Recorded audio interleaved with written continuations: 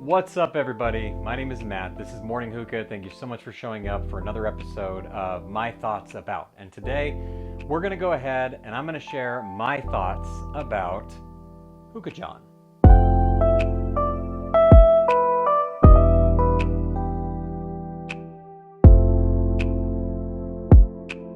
I don't mean this as an exaggeration. I'm not sure if there's a more influential hookah personality in the world, at least especially in the United States. Hookah John has always had a presence in the world of hookah ever since he first started. And I'm going back to 2007, 2006 when I first got into hookah. I've known about Hookah John. John is a very larger than life figure. I've spoke to him on many occasions. The one thing that I feel like you learned about John early on, two different people. There's Hookah John and then there's John. And I really enjoy the fact that he's really put so much of what he loves into the world of hookah. He's one of those types of personalities that he's a wholesaler. Not only is he a wholesaler, but he's a retailer. He's also an exporter, an importer. He brings in things that nobody else touches. He's usually the first on a trend, not usually the last, I would say.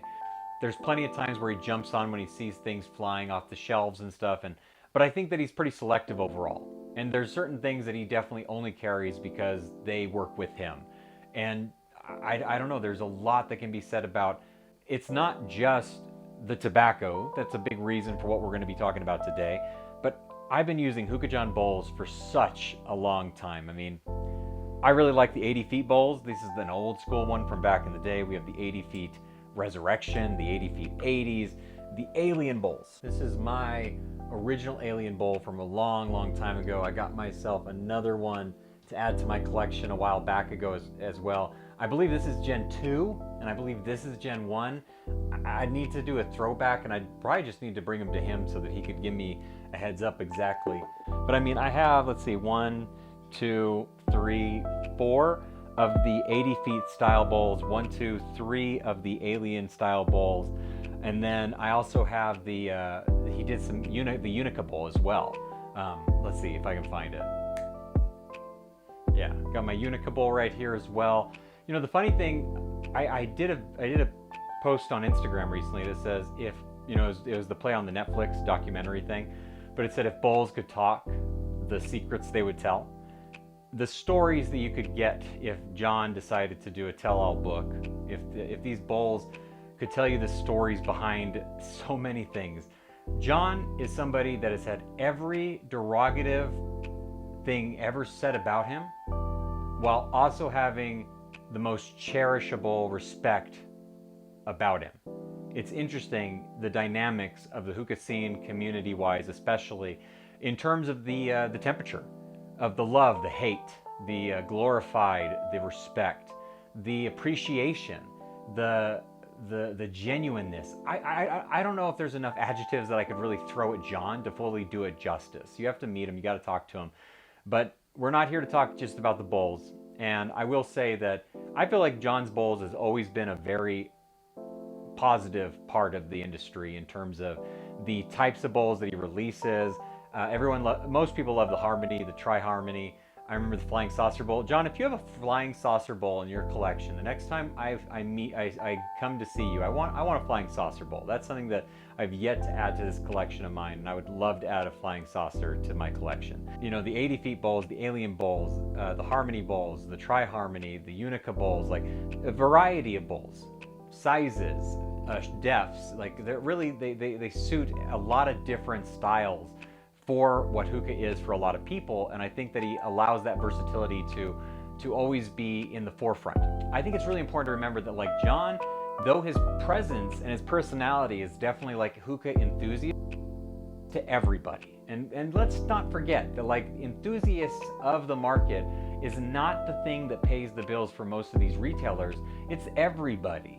It's the people that are getting into it for the first time. It's the people that have been smoking the same thing, the same alfalfa for years and years and years. I mean, my earliest videos of John was things about like alfalfa to apple, nakla, packing nakla, like Tangiers, and then also the Tangiers videos that he made as well. The first person that I ever seen do like an interview with Eric from Tangiers was John off the camera. It's a classic. It's a video for the ages. It's YouTube gold, in my opinion. And those are some of my earliest memories about watching John on YouTube. And then when I went to the facility, to the warehouse, and actually hung out there, I have videos on Hookah John's channel, which is an accomplishment for me. It is. I'm not going to sit here and blow smoke up your skirt. Like, I'm proud of the accomplishments and the things that I've done, the places that I've got to, and I do count it as a really important feat of the things that I've done, to go there, smoke a bowl there, hang out there. Just it's been a wild ride. And I don't have any of Hookah John. I don't have any of his hookahs. I don't have the hookah. I've smoked it many times. It's a fine smoking hookah. I didn't see it as something that I needed to add to my, just never did. When people think about John, bowls are a huge part that come to mind very quickly. I would say hookahs maybe a third in my opinion, because I think charcoals are huge when it comes to John. You know, we have the titaniums nowadays. I don't know if anyone remembers, but like, shout out Chronic Hookah. They were the only quick lights that were in the shape of a cube. They weren't circular and stuff. I wish I had like an old box just to showcase them and stuff. I mean, I'm sure I could find a picture of what they used to look like and stuff, but that just doesn't do it the same thing justice. I just ran out of some titaniums. I've been using them for a while, and I wish I had more because they're better than what I'm currently using. But John has been a huge player in the charcoal game for a long time.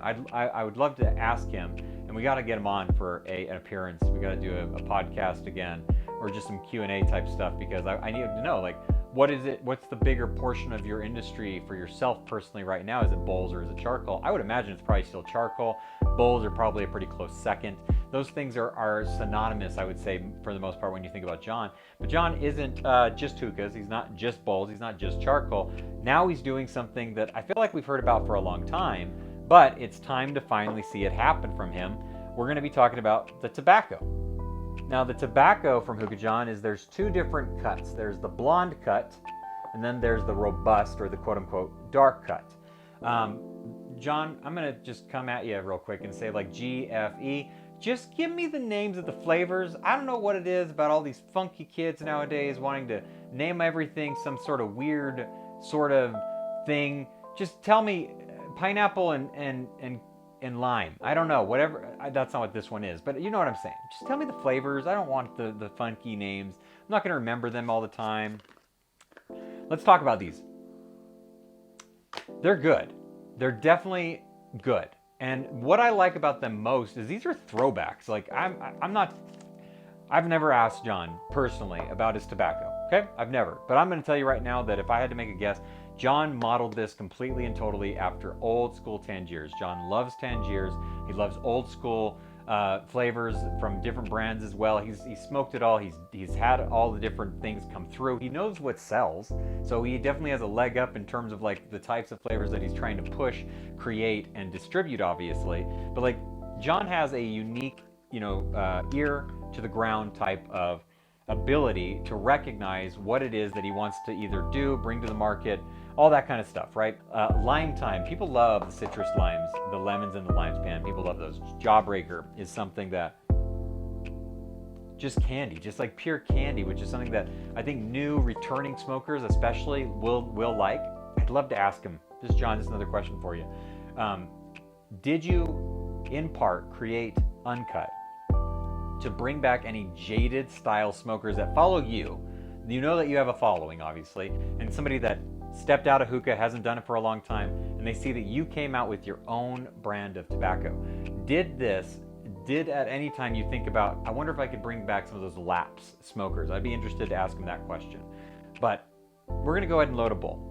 I do tend to smoke more of the dark line type stuff. I like that more heavy tobacco note. I think when it comes to these two different lines, the blonde line does something that's pretty good. I'm just gonna say it. I think that it's very much modeled after something like the early 2000s blonde leaf tobaccos.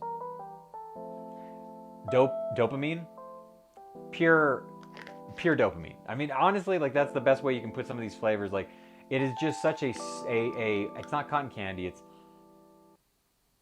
There's just so many unique flavors that are coming through and stuff. And I would have liked to have seen John do single note flavors. I would have liked to have seen just watermelon come out, just strawberry come out, just mint come out, just grape come out, just rose come out, and then allow me to mix it the way that I like to mix it when it comes to things like Tangiers. Like, that is what I like. And if he was modeling it a little bit more after that sort of style, then I really think that that's probably what I would really have liked to have seen. I would have liked to have seen single note flavors sold by individual and then allow me to make the mixes that I like.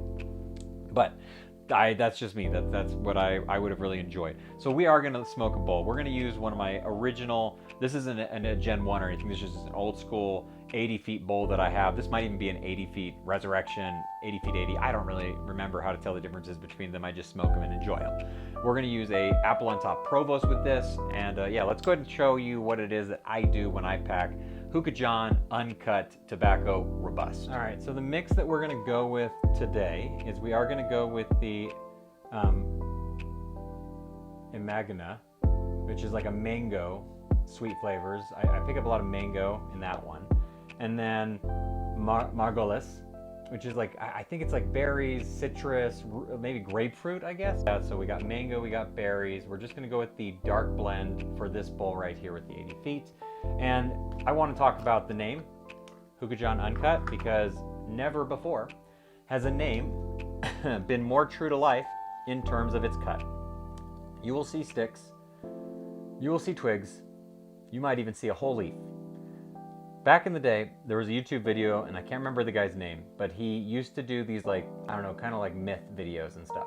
And one of the myth videos that he did is he took nothing but the sticks of alfalfa back in the day used to come with like lots and lots of sticks. And he only packed all the sticks from alfalfa and just smoked that. Guess what? It smoked just fine. That was the point that he was making, is that we make too big of a deal in terms of what it is we're getting. I'm not going to make that same claim. John, I think that the cut is very uncut. I think that your name is right on. I want to talk to you about why that is, and I want to know if there's like some reasonings behind it. I'm curious. We're just going to do a really nice simple pack inside of the bowl. So this stuff is not Tangiers. I'm not going to load it really heavily compacted or anything. I don't think there's any reason to. I've never had any better or worse luck packing like that. So we're going to go with definitely a medium compaction. And when I say medium compaction, what I'm going to do is I'm going to start lining it up. And then when I get to the rim, okay, I'm going to start pushing down ever so slightly, but when I push down on here, I'm not going to add any more on top of it. So I'm just going to load it the amount that I have in it, and then I'm going to just bring it straight up to the rim. So I'm not going to add any extra. So I'm going to push it up against it so I can get it right below that rim the way that I like it. And then we're going to do the other half. So I'm just going to do side by side on this. Mango on one side, berries on the other side. I don't mind it at all.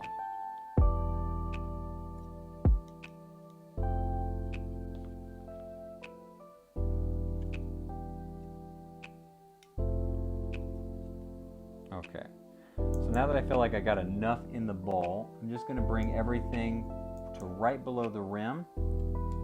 And I knew I had just a little bit extra right inside there, so I'm pushing it over, and then I'm pushing this side over too. Because I don't want to add any more tobacco. I think I have plenty of tobacco. So instead of adding any, I'm just going to make sure that I have a nice even amount of tobacco to surround the bowl, and I'm not going to add anything else. If I was smoking Tangiers, I would bring everything down below the rim, and then I'd probably add a couple more scoops in some different places and add a little bit more compression to it. That's the difference for me in terms of like medium compression, heavy compression, and then like a full-on like light and fluffy pack and stuff. Like that's kind of where I'm talking about. Like I'm not going to add any more tobacco on top of this. I'm just going to get it nice and evened out. We're going to put some tinfoil on top of this, and then we're going to use an apple on top Provost as we smoke. So what do I think about Hookah John Uncut? I think it is definitely a throwback. I would consider this stuff to be something of an old head type of style of hookah with some modern flair and some modern touches to it, especially in the naming conventions and in the flavors that are on display here as well. You didn't see a lot of mangoes back in the day, but that's something that's very prevalent here. You have a lot of citrus love, obviously, which is something that we've seen for a very long time when it comes to hookah. It's a very saturated type of flavor. It's almost syrupy in a lot of ways. I could see most people enjoying this. Do I see most people enjoying this over something that they're already used to smoking? I think it's a little bit of a toss-up. I think there's something unique and different and something worth trying in a lot of ways. But I think that Hookah John is not just about this tobacco. It's not just about the bowls. It's not just about the charcoal. It's about so much more than that. Hookah John has been around the industry for such a long time. I think it's really unique that we have somebody that's a spearhead in the industry as loud as John is, and sometimes John is very loud. There's very few people that John hasn't beefed with. There's very few people that John hasn't worked with. And I think that that's a testament to the longevity of what John has really brought to the industry in a lot of ways. I think that as I smoke on this blend, there's a lot of things that come out in this bowl. There's the of that mango, there's the citrus of the other flavor as well, and it's all blending very nicely together. I would love to hear your thoughts if you've tried this. If you haven't tried it, what's stopping you from trying it? I'd really like to know that as well. You can see I have a lot of Hookah John bowls. It's one of the largest individual brand of bowls that I have in my collection. There's something about the bowls that work very well. They've always been very good quality. I've always really enjoyed them. They've have very high remarks and high regards for a lot of people, and I think that there's a very good reason for that. And I'm using one today, so that's not the tobacco is not the only thing that I'm talking about when it comes to Hookah John. I'm also talking about the bowls as well. The charcoal is something that stands on its own. It's been around for a very long time. A lot of people stand by it. A lot of people only use titaniums as well, and there's a very good reason for it. It's a good quality brand of coals that works for a lot of different uses. You can use it for dark leaf tobacco, you can use it for blonde leaf tobacco, you can use it for everything. And a lot of people have really embraced his charcoal throughout the years as well, obviously. And I think that this Uncut is very good. It's a good first outing. He's been talking about bringing tobacco for a very long time, and he did it. And I think that that stands on its own in a lot of ways as well. So a couple things about Hookah John Uncut. It is it's a very potent smoke. I think that it's definitely a throwback to earlier days of unwashed tobacco, especially with the Robust. It's very bright with the blonde flavors as well. You get a very nice bright flavor to it, and you get really nice clouds as well. I think that John has been around the industry for a long time, so he knows what to do to make a good smoking tobacco, and I think that's very shown here with the Hookah John Uncut tobacco. I think that when it comes to Hookah John, I have a lot of thoughts about it, and I want to thank you for stopping by and hearing my thoughts about Hookah John. And I'm really curious to hear your thoughts about Hookah John as well. So please get in the comment section, tell me your thoughts. Love him, hate him. You want to say something about him, go ahead and do it. There's nothing that hasn't been said that he's already heard before, but I want to hear your thoughts about Hookah John as well. Let me know your thoughts about this, bowls, tobaccos. What's the next thing you want me to talk about here on the channel? And if you're not already, please follow me on Instagram, Morning Hookah. That's where I post the majority of the content that you see all the time, and my thoughts over there as well. And until next time, well, I'll see you when the smoke clears. Bye.